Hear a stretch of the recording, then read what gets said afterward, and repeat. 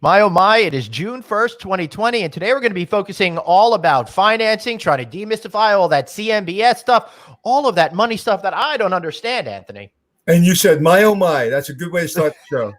Let's do it.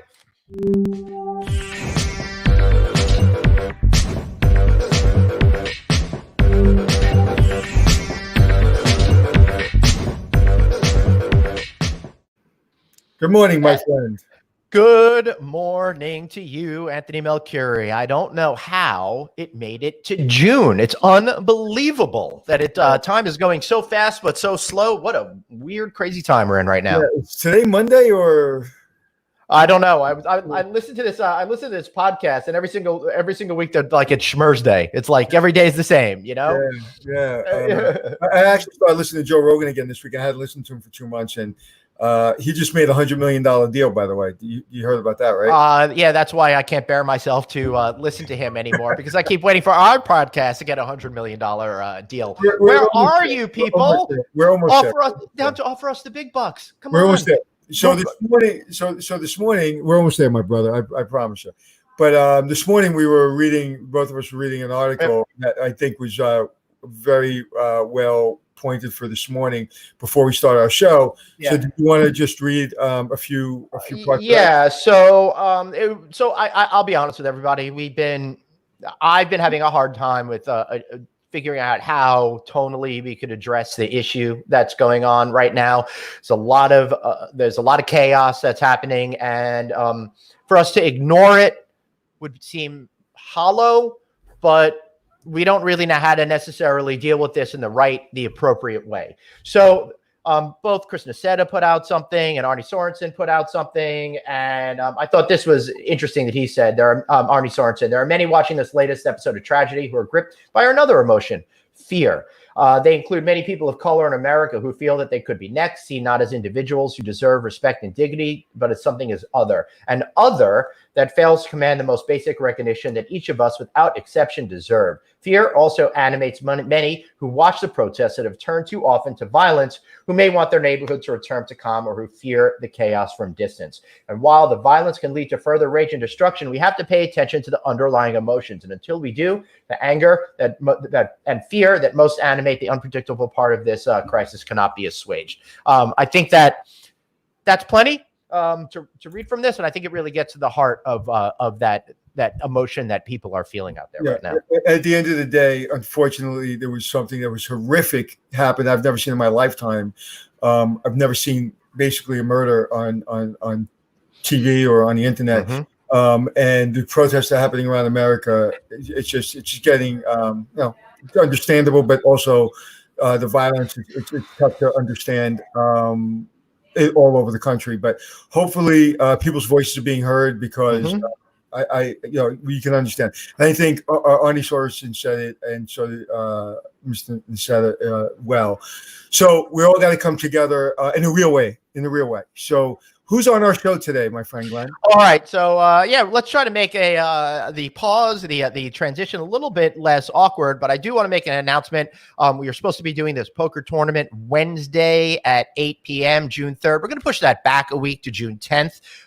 That way, I think we could be in a better spirit to celebrate hospitality workers. Right now, I think we're all a little bit distracted. So June 10th, if you want to play poker with Anthony, send us an email, pokerwithanthony@gmail.com. That's pokerwithanthony@gmail.com. You may be able to play poker with me in Vegas soon, huh? Maybe sooner than you think, but we'll see what happens with the rest of this week, won't we, Anthony? We will. We're planning a little surprise. We are. Let's bring up the positive energy and bring in our next guest.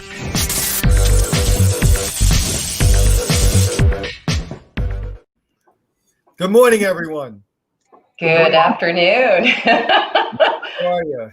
Yes, good morning, good afternoon, depending on what part of the country you're in. I'm so delighted that all of you are here today. Of course, I don't know what order you're seeing this up on screen, but we have Mr. Michael Shindler, President and CEO of Four Corners Advisors over there. Miss Mary Beth Cutshall, EVP and Chief Development Officer with HVMB, and of course, HVMG. Geez, mouth work today. I don't know what's going on. Blah, blah, blah, blah. And she's also a managing partner with Amara Capital, which is going to be very helpful for, I think, this conversation. Of course, one of my favorite money guys, Mr. Peter Burke of PMZ Realty Capital. Peter, thank you for being here. And Mary Beth, thank you for being here. Michael, thank you for being here. Anthony, glad you're here. Yeah, good job, my friend. That was flawless. And, no wonder no one gave you a TV show yet. Oh, I know, right? Yeah, I definitely have to make this my reel for people to completely avoid me the rest of my lives. So before we start and everybody introduces themselves, just what cities are represented? I know we have someone in Atlanta, right? That's right here. And Peter, where are you? New York, New York. And Michael? I'm actually in Phoenix. Okay, so we got everybody represented. You're on Long Island. I'm somewhere in an undisclosed location in New York. All right. So before we get started, Jeff, if you could run the big disclaimer that we have here for the next part of our conversation, which is going to be really essential.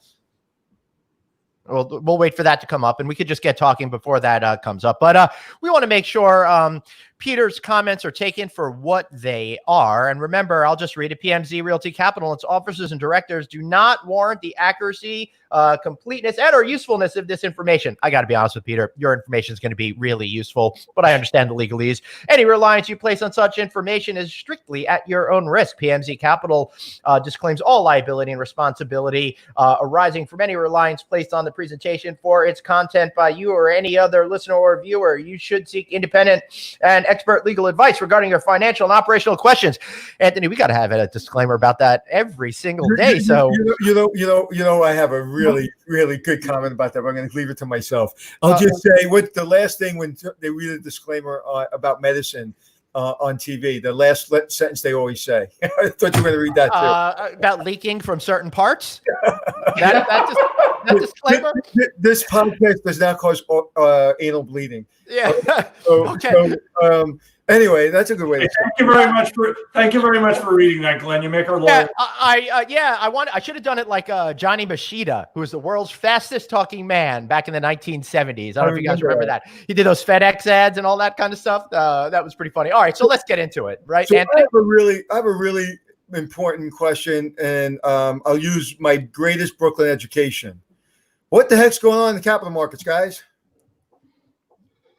Wow. All right, well, I'll Is that start. a great question? Disclaimer, I guess I can start. The capital markets, they're kind of two capital markets the way I think of it. They're the public markets, which are the CMBS market, commercial mortgage-backed securities, which are loans that are packaged together and sold as securities.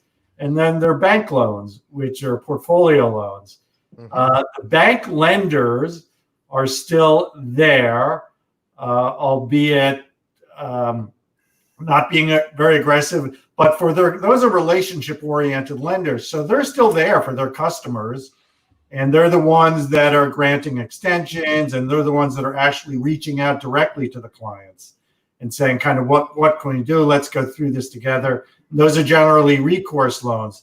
The other loans are commercial mortgage-backed security loans, and those are the ones that are governed by pooling and servicing agreements.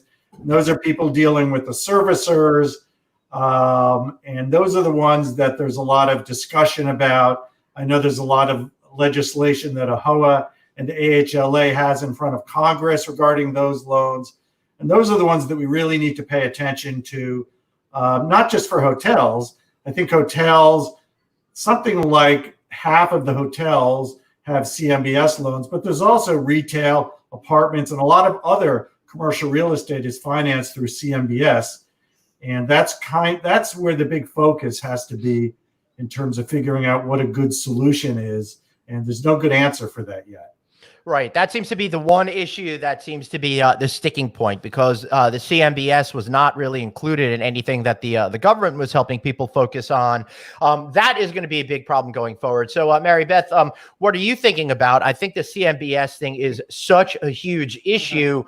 Where people are right now, and do they have any possibility, and I guess to use the in-industry word, recourse here? Yeah, I think it's going to be really tricky for any borrower with CMBS right now. I think if you have debt with a relationship lender, most folks are working through that. There's a lot more of a spirit of cooperation. And part of the challenge with CMBS is the regulation of CMBS. There really is no flexibility There's a process when default happens. There's a playbook that has to happen, and it's pretty black and white. So what we're doing is we're definitely looking at CMBS right now. We're thinking there's going to be some pretty big fallout. There's many loans going into special servicing. You can actually see it and track it off a platform called TREP. And I do think it's going to represent a big problem. So many folks have had to dip into their reserves. I think there was a, hope that this would be a shorter term than it's turning out to be. Over the past several weeks, it continually gets readjusted and the forecast gets longer and gloomier. So I do think that represents a significant problem for any borrower with CMBS. Right. Glenn, I just want to add something to what Mary Beth said. A lot of owners have said to me, well, my local lenders are giving me an extension or forbearance. Why doesn't the CMBS loan lender do that? And just big picture, the CMBS and the servicer, the people who buy those bonds are pension funds and insurance companies. So you have the school teachers from Dayton, Ohio, and the firefighters from Dallas, Texas, and all those people who buy commercial mortgage-backed security bonds, and they rely on those payments as, for their pension and for their retirements. So the servicer can just do so much in terms of giving relief. Because can you imagine the school teachers from Dayton, Ohio, not getting their pensions because the servicers gave relief to these developers, whether they be hotel owners or retailers, and the servicers would get sued, and they in fact have a fiduciary relationship to those bondholders. Right. So although their intentions are good, which I believe they are, they're legally, their hands are tied in terms of what they can actually do without getting themselves in trouble. And that's why I think ultimately it's going to have to be the government that steps in and provides some sort of relief or regulation in terms of protect somebody. Because at the end of the day, somebody's going to be holding the bag, whether it's the servicer, the owner, the bondholder. There's going to be a shortage of fund, and someone's going to have to lose money along the way. And it's probably going to be you and me in the form of higher taxes. But I don't see another way out of it without the government stepping in. Maybe the government does need to step in. Michael, where do you stand on this particular issue? How do you see things, if differently from Peter and Mary Beth? And then I want to ask you about the government stepping in. Well, I think first there's some government issues with interfering with the existing contracts that would need to be addressed going forward. And that's been my biggest concern with listening to the talk about trying to further regulate the CMBS industry. I think to expound on a little bit on what both Mary Beth and Peter just said, is that this all started sort of March, the April payments or the May payments. So 90-day forbearances that the special servicers were able to give, or the master servicers gave, are starting to expire. And I think that come the end of this month coming up, that we're going to start to see a lot more tumult in the CMBS industry because of the fact that now they're facing the post 90-day forbearances. More loans will be going into the special servicing. And those documents are 700 pages long. And in addition to the fiduciary duties to the bondholders, I think the special servicers have, if not a fiduciary duty, a certainly strong contractual duty to the tranches of the loans above them, because they've been sliced and diced.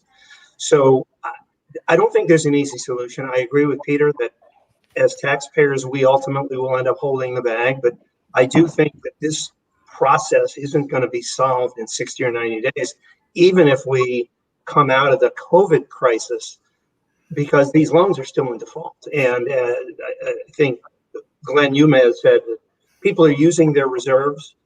And that was Mary Beth. Earlier last week, I wrote an article about the fact that there is just, where's the capital going to come from to deal with this? And so it's legislation, it's government, or all of these apparent funds that are being raised by PE and small PE that are going to come in on a cash basis and try to bail out some of these properties. Right. And Michael said, I think we're in the phase right now, and I hate to use this cliche, but I'm going to use it anyway. We're kicking the can down the road using the 3-month forbearance and the master servicer allowing people to use their FF&E reserves or other reserves. So that gets, that buys people a couple of months, May, June, July, maybe August. But I don't think anybody thinks that come September or October, things are going to be back to good. So I think a lot of the real pain is going to start to happen after, the forbearance period up in October, November, and in the fourth quarter. What are the options once it goes into special services? What are the options that special services has to do with, moving forward? I mean, could they just, like you said, kick the can down the road a little bit longer? Because again, we're not going to go to 80, 90% occupancies, but they're going to start showing cash flow probably the summer into September and October. So what are the options for special services? All right. Well, Michael, you want to take that, or would you like me to? No, go ahead. I mean, you're probably dealing with more right now than I am. Right. So special servicers are, as Michael said, there's a 700-page pooling and servicing agreement, which kind of mandates what they can do. So there is just so much that they can do, like I said before. But their ultimate goal is to maximize value for the bondholders. That's their overriding arch, without themselves getting themselves into trouble. So whether that be a liquidation of the property, they're allowed contractually to extend the loan for just so long beyond the expiration of the loan period. It's usually somewhere between 2 and 3 years. And if there's not a capital event, then there has to be a liquidation event. But they have a lot of power in those 700 pages, and it's up to them to figure out what it is, and what can they do? They can provide interest only. A lot of times, and when we talk to owners who call us who are in special servicing, what they're looking for is a recommitment to the property from the borrower. So when people go into special servicing, I often tell them the best way to approach it is not what can you do for me, but how can we work on this together? The special servicer wants to see something from you, even if that's something very small. Pay down the loan by something, $250,000, $500,000. Offer some level of recourse. Offer something to say to the special servicer that, hey, I'm interested in this property for the long term. I'm willing to give up something to show you how interested I am. Not just saying, hey, this is a non-recourse loan for me. What can you do for me, special servicer? And if you can't do anything, here are the keys. Because that argument doesn't go well. And that's where people tend to get themselves into trouble. You have to approach it with your attorney or other advisors as a two-way street to get the best results.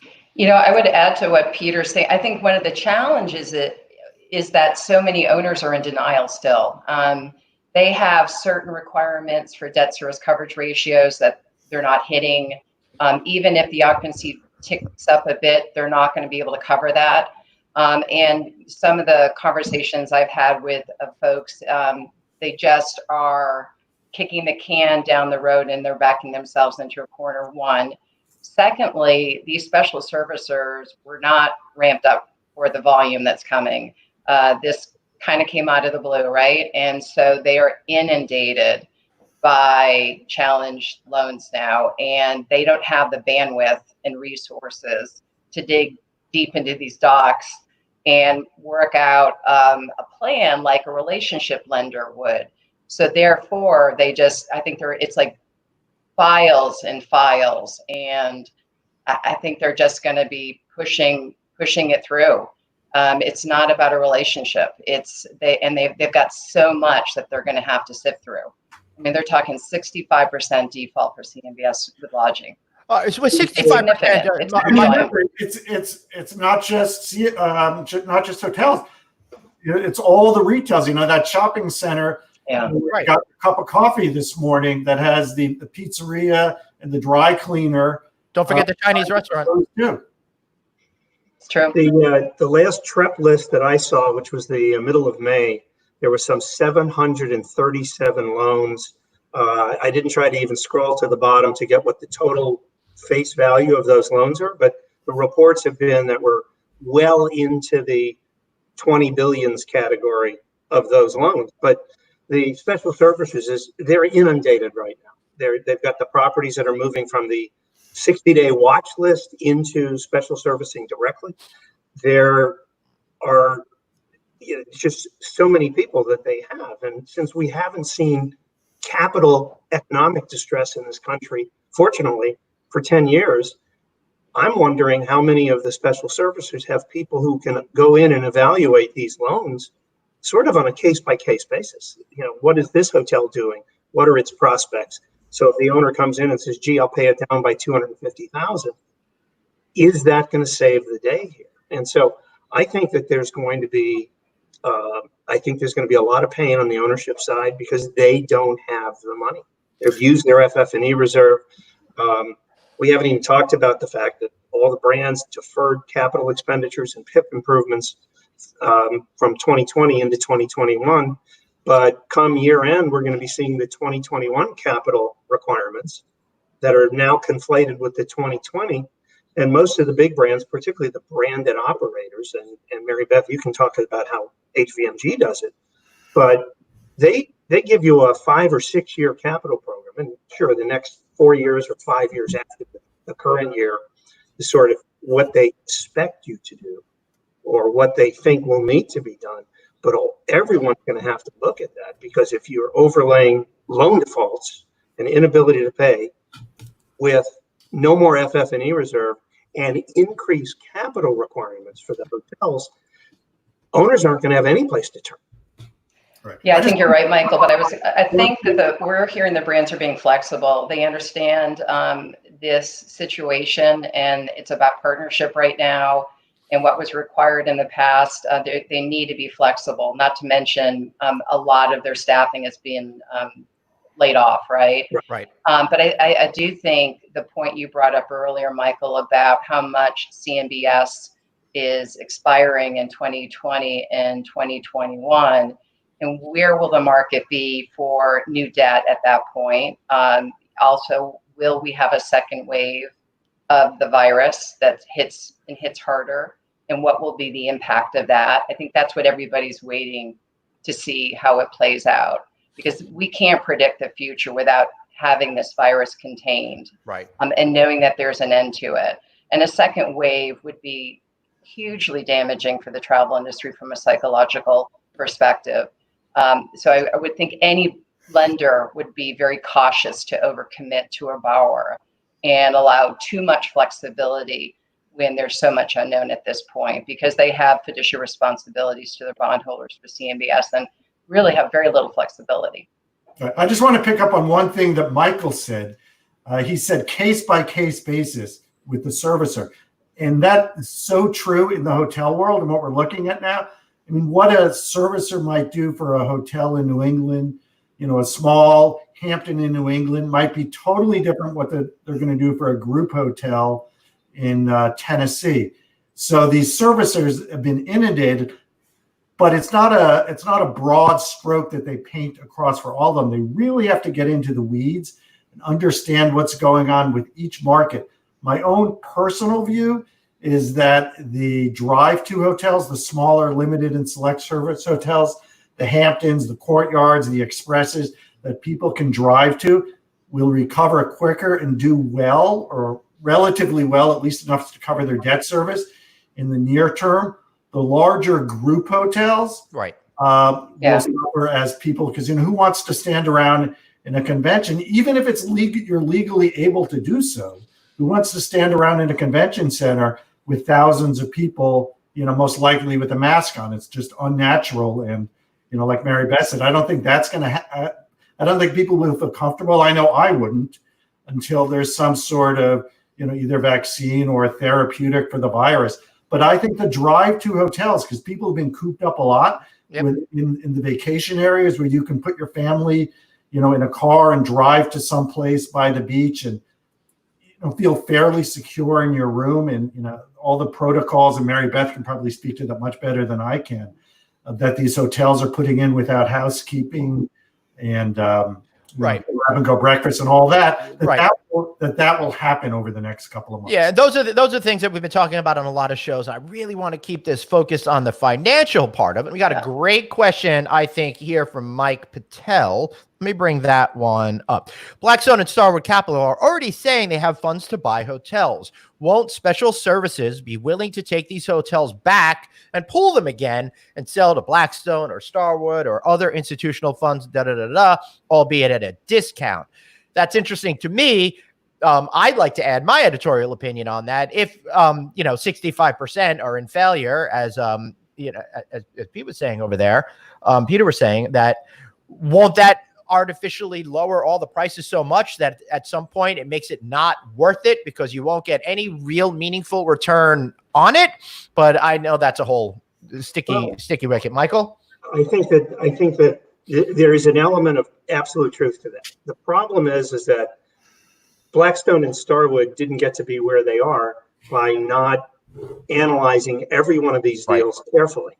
And the special servicers, of course, both have the duty and the obligation, but also the desire not to be fleeced by people that might be perceived as smarter, who happen to have deep pockets. So they still have to do the case-by-case analysis. They have to do the case-by-case valuation. And then they've got to figure out how they can package this hotel and this hotel and what that does to the rest of that particular CMBS portfolio they have. Because, and again, depending on what the loan to value was when they actually made the loan, it well may be that it's the borrower's money that is going away here. That's the borrower is going to lose the money. If they did a 65% loan to value, 35% plus or minus is about what we're hearing these days in the market as to what the valuation discount is. And maybe it's 25 in some cases or 20 in some cases, but maybe it's 45 or 50 in some cases. So that the special servicers still can't change the level of the analysis that they're doing to be able to package those deals. But yeah, I think in a broad stroke, the funds from Blackstone, the funds from Starwood, the funds from all the other players in that are going to be some of the solution. So going back to what we said before, wherever we go, whatever box we go into, everybody's hands are tied, and it's that nobody's, no one ran the hotel poorly, or no one's reneging on their loans. They're doing this because of what's happening. So getting back to the government, what are you hearing? What is trying to be pushed through the government right now? What are the packages that you're hearing about? Anyone want to take that? Glenn, what do you know? Yeah, I don't know anything about that, and I want you guys to comment on it. But the one thing that I keep coming back to is I think about how the federal government gave all the loans and bailed out like General Motors and all of those types of companies. It seems to me that this is not such an alien thing. And if the government had the will, they could create a program to help everyone get out of this mess. Mary Beth, what is the government focused on? And I know I'm asking you to be Chip Rogers here for a second, president and CEO of HLA, for those of you who don't know. But what are you seeing? What are you thinking? Then on top of that, what solution do you think is best? Yeah, so I think the first push with the PPP really helped out, I'll say, companies like HVMG that has a lot of associates, that sort of organization. And I think there was feedback that for property owners, there wasn't as much support. And so the second package more focused on that. I agree with Peter wholeheartedly that it's going to take a lot more from the government, and we need it. And travel is vitally important to the whole health of our overall economic condition in this country. So I don't think what we have is enough, quite frankly. I think there are going to be many that need additional extensions, resources, financial, whatever it might be. It's what we've got isn't enough for owners. There's real cash flow issues, and it impacts people's jobs. So right, before we go on, Colleen, it's okay that you're late. You don't have to apologize to us. And thanks for supporting us on the poker tournament in memory of your father. We really appreciate you doing that. So thank you, Colleen. Anyway, back to you guys. We'll talk more about Colleen tomorrow. Thank you, Colleen. All right, so back to you guys. Michael, what do you think? Well, I think that, I'm old enough to remember the Resolution Trust Corporation, and although that was mostly banks and savings and loans. This is the 1991-ish time frame you're talking about, that crisis? I can't remember that. I'm way too old to remember exactly. Lucky I remember when my birthday is. But I think that a government agency that's sort of a backstop for all of this at the end of the day would be useful. I was listening to a podcast that David Axelrod and Paul Krugman, who's the obviously Nobel laureate and New York Times columnist, and they talked about the $800 million bailout for the companies during the early stages of the Obama administration. And Krugman said it wasn't enough, and said the same thing about the current activity was not quite enough. And so I think that there is clearly an appetite for the government to step in, and the real question is how much and what parameters it's going to have. But it's going to. I think there's going to have to be more pain right now before this government is going to set in. Peter, do you feel that maybe the government feels like they've done enough already, so we're just going to stand on the sidelines? No, I don't think so. But okay, two points. Number one, I agree with Michael. There's got to be a lot more pain before I think the government does anything. But also the bigger picture is these, at least on the CMBS loans, these are private contracts between bondholders and servicers. So it's the government getting involved in altering private contracts. And I'm not a lawyer, but I'm told by the people with a higher pay grade than me that that's where the problem is. For the government, you make a contract with someone, you expect it to be honored, and that's where the pooling and servicing agreement comes in, and that's what the government has to get involved with. They have to provide some sort of backstop to the servicers to prevent them from getting sued by the bondholders and not executing their relationship. Right. And that's probably for another thing, but that's a good Chip Rogers question. Chip and Jagruti Panwala, the AHOA chairwoman, are meeting with senators and discussing that. And there's some legal issues as to why that can and can't be done. But that's the crux of it. Yeah, I think we're going to get back on Chip here soon enough to talk about this issue, and either Cecil Staton or Jagruti Panwala representing AHOA to talk about this issue. But I'm curious, there's no language in any of these contracts about black swan events that this could apply to and get covered that takes us out of some of the private deals and stuff like that. And why does the government have such a problem getting involved in private deals anyway? They're sending sending people money. They're doing this. They're doing that. They're doing the other thing. They're helping people all around. So what does words in a contract really mean if it's going to save everybody from getting sued and wind up saving a whole lot of money, stress, and anxiety? I don't get why that seems we're being held up on this. I think one of the challenges was that they moved so swiftly. They needed to, right? They needed to come up with a package and get money out to people as quickly as possible because there was an emergency triage going. Right. But in that haste, as in fairness, any of us were under that kind of pressure. Correct. There were aspects that probably weren't really well thought out, or they needed more time and bringing experts in to understand it better. So to your point, Glenn, hopefully within this period that we've had now, that is being done, that is happening. We've got leaders within our industry that are sharing perspective and being a voice and lobbying for our industry. Right. And I do want to add that, they are going back and they are getting changes. Adam is pointing out here, PPP will get an extension. We've been talking about that with Chip on the show, for example, because yes, Mary Beth, they could not focus on everything and they did the best that they could at that time. Now that things have calmed down a little bit, now that we have a little bit of clarity and calmness about this particular situation, now is the time to go back in and start addressing these issues. So I guess, Michael, let me address this question to you. Will they go back and address these issues with the same philosophy of saving time, energy, saving those special servicers, all of that kind of stuff? I think if it continues as it is, they're going to have to. It's complicated by the fact that it's an election year. Mm-hmm. Basically, what has happened over the last week is a further complication, Mm-hmm.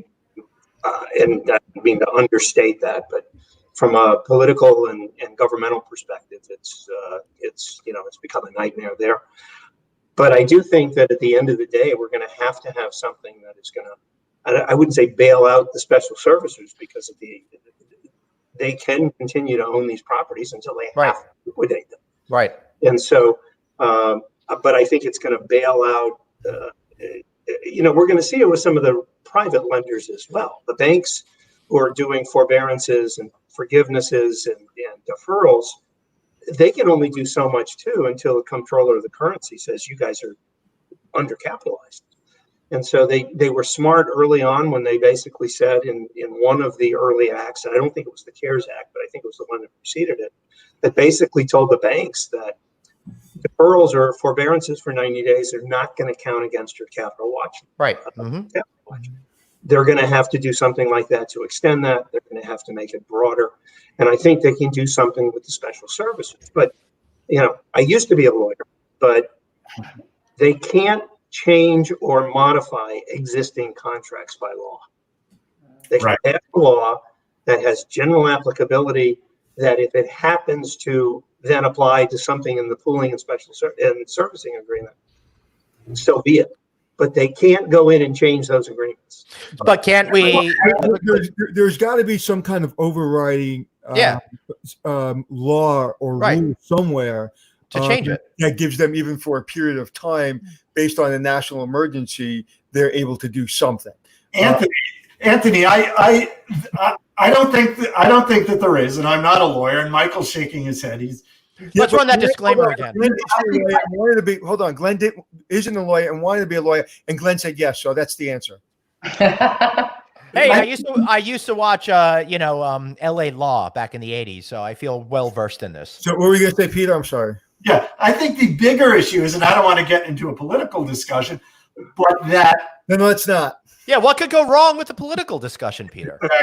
I think in Washington, some sort of, even if they were able, they found a way to interfere with private contracts and stuff like that and provided bailout, that there would be political fallout for people who supported that, because they'd say, hey, you provided cover for all these hotel owners and retail owners and stuff like that, and how about all the other issues and all the other people that are hurting in the country, and you're bailing out all these developers. And I think that's where a lot of the rub is.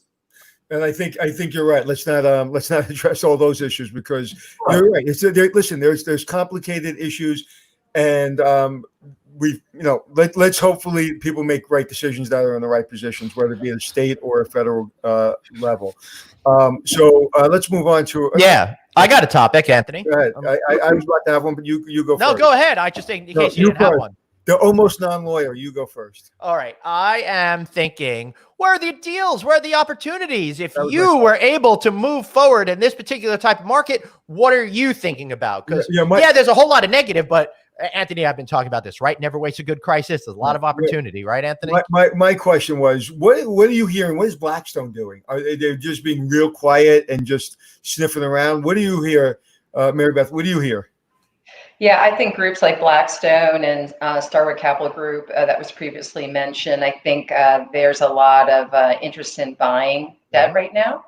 I think even like Barry Sternlicht was on many webinars talking about that. So that's kind of the first round, buying at a discount, something that's not par. I'm starting to see that get marketed even through emails about, hey, we've got a loan available to purchase, et cetera. So I think there's some activity with that. I think that's been going on for a while. Any big deals you heard of recently that you can talk about? No, I haven't heard of anything specifically. It's typically a little bit more behind the scenes, not kind of really publicized like a press release when you acquire an asset or such.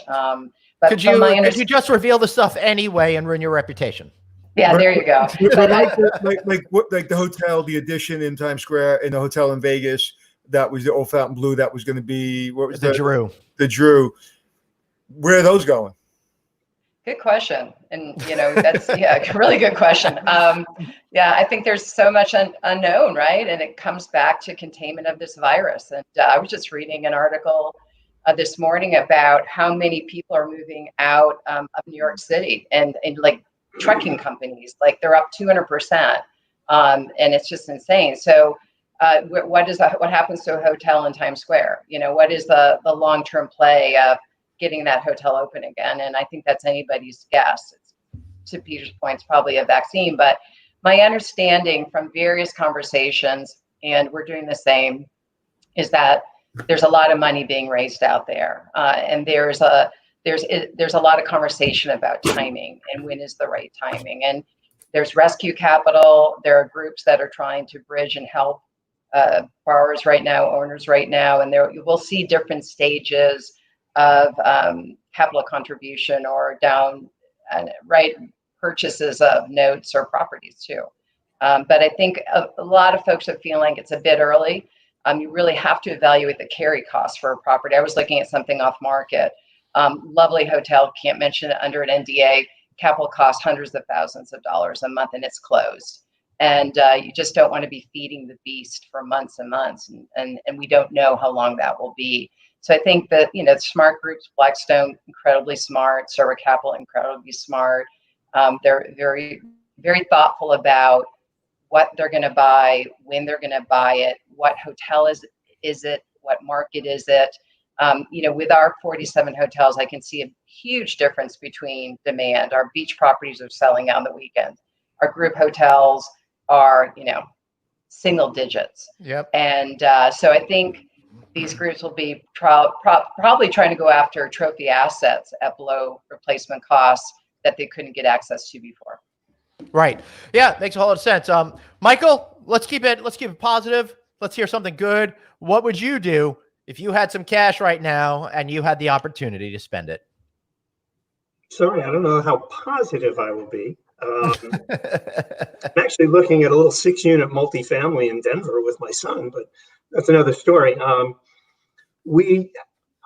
I think until some of this settles out a little bit, we haven't seen what's going to happen when the forbearances end. I think end of July is going to be telling, and I think that's when the Blackstones and Starwoods and some of the other groups that are raising money. I have heard that there's overseas capital looking to come in, and it's still the flight to safety, trying to move money from both Asia and Europe, I've heard, into the hotel space and doing it on an all-cash basis.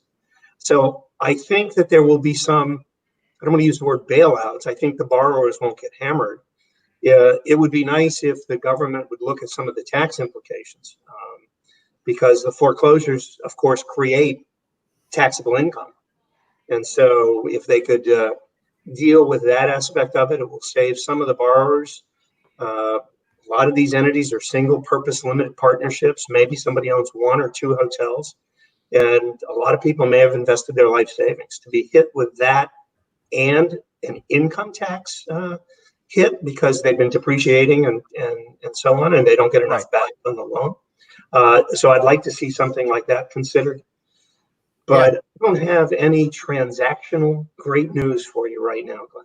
That's all right. How about tomorrow? Yeah, we'll have you back on just with great news. All right. So we're gonna create a new corner. Schindler's something. I don't even say it. All right, let's wrap up this segment. I want to hear something. Honestly, I do want to hear something positive going forward. Opportunity, right? We've talked about CMBS and what a struggle that's going to be, and I thought we were very real about it. But I also like the idea that we're entering into a period where you might be able to make some really good investments. You might really be able to do something that's going to be good, if not for your bottom line, then at least for society. So. Tell us something positive that you're thinking about right now, either regarding hotel real estate financing or just something spiritual, whatever you want, and then give yourself a good shameless plug. Peter, let's start with you. Good. Well, I think people, face-to-face interaction and travel is something that's going to come back. A lot of it, obviously depends upon the virus and the science, and who knew that the hotel business and the medical community were so closely attached. But whenever we have that, people will start traveling again. So it will come back. I think the opportunities, not now, but at the end of the year, for someone to kind of help themselves and also help the hotel community are going to be in the preferred equity space. There is going to be new equity that has to come in, whether it's, recapitalizing a CMBS loan or a portfolio loan to both save hotels. And there's going to be an opportunity for people to create money for themselves, but also to save people's basis, like Michael was saying, and their property basis and taxes, and create jobs and stuff and for a community. But I think we're early for that. I think it's the fourth quarter event, and I would just tell everybody to have a nice summer and come back after Labor Day and let's see. It's great that you say that, because I've been thinking that Labor Day is going to be a good psychological reset for everybody, right? Summer is always a little bit slower. I think once we get over the hump of Labor Day, we'll feel more motivated to get back to business. We'll become more accustomed to dealing with the changes and going out in public and all of that kind of stuff. Mary Beth, something good from you, please. Yeah, so a couple things. I started Amara Capital about 1.5 years ago, and I'm very committed to diversity and inclusion. And I do think there is a big change that will happen as far as control and ownership. I think there's going to be a reshuffling up the deck, and I'm going to do everything possible I can for Amara to be a conduit to create more diversity and inclusion in the industry, which I think will be tremendously positive for our industry in the long run. And if you could bear with me for one moment. I'm going to, and then I'm going to ask you a follow-up question. Yeah. My friend Don Lemon posted something over the weekend about if you have a platform, if you have a voice, and I'm definitely not a celebrity, but I'm thankful to be included here today. I do think what's going on is a human issue. I think all of us should stand up for equal rights and people being treated as equal human beings. And do our part to make sure that the playing field is level for all people, and that includes diversity and inclusion in our industry. So I do want to use a few minutes just to say that. And good. And I've got a question. If I could follow up to that, Mary Beth, and I also want to add to that. Thank you for saying that. That was beautiful. It's not what you do when people are looking; it's what you do when people aren't looking. That's right. And that's what we really have to hold ourselves accountable for. It's what are we doing when no one's looking?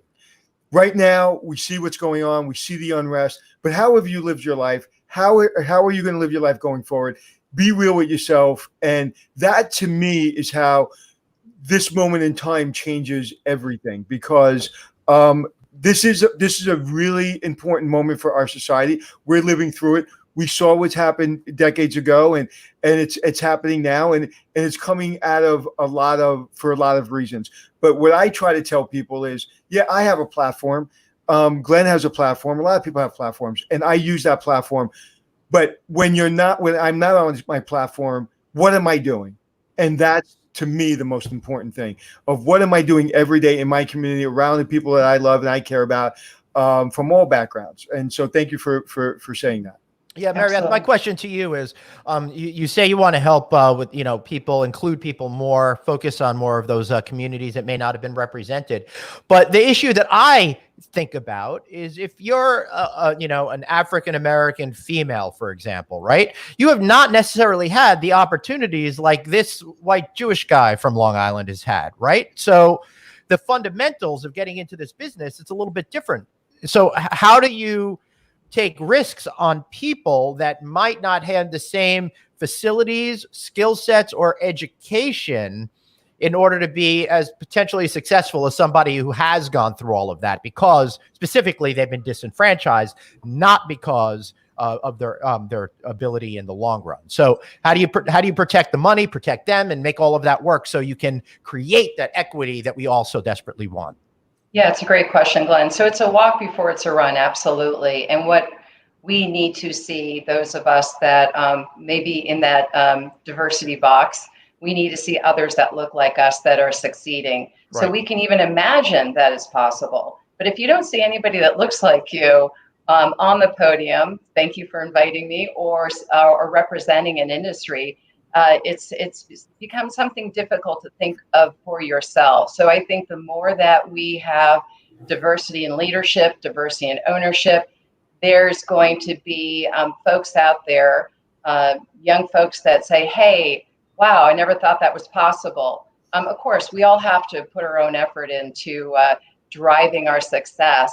But when you know that it could even be something that's obtainable because you've seen other people obtain it and they're representing that possibility, then all sorts of creativity and innovation open up.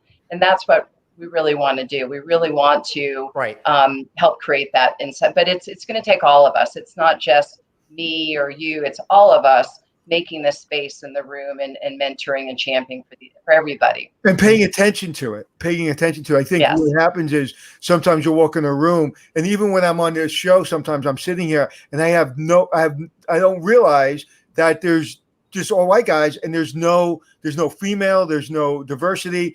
And so we try to do our part and bring everybody on. But when you walk into the room, you have to see what's around you. And, I was in the military and I was taught that. And when I was in the military, you got promoted based on your skill set. And we just all need to be aware when we walk into a room. It's not somebody else's problem. It's our problem. That's right. It's a community issue. It takes all of us arm in arm, like what's going on right now with. Absolutely.